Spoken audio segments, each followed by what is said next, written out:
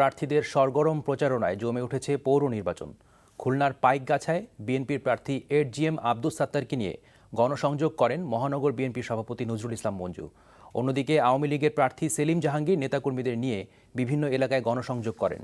বগুড়া সদর পৌর নির্বাচনে আওয়ামী লীগের প্রার্থী অ্যাডভোকেট রেজাউল করিম মন্টু নেতাকর্মীদের নিয়ে গণসংযোগ করেন।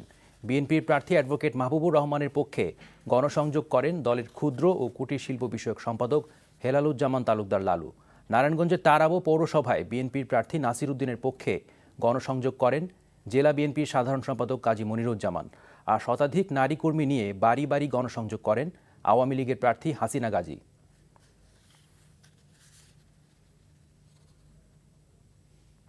কিছুক্ষণ আগে আমাদের নারায়ণগঞ্জ ও যশোরের সহকর্মীরা জানিয়েছেন পৌর নির্বাচনে গণসংযোগের খবর। শিল্প সমৃদ্ধ তারাবো পৌরসভায় ৭৮,০০০ ভোটার রয়েছে। তার মধ্যে নারী ভোটার ৩৭,০০০ এবং পুরুষ ৪১,০০০। আওয়ামী লীগ এবং বিএনপি সহ ৪ জন মেয়র পদে প্রতিদ্বন্দ্বিতা করছেন।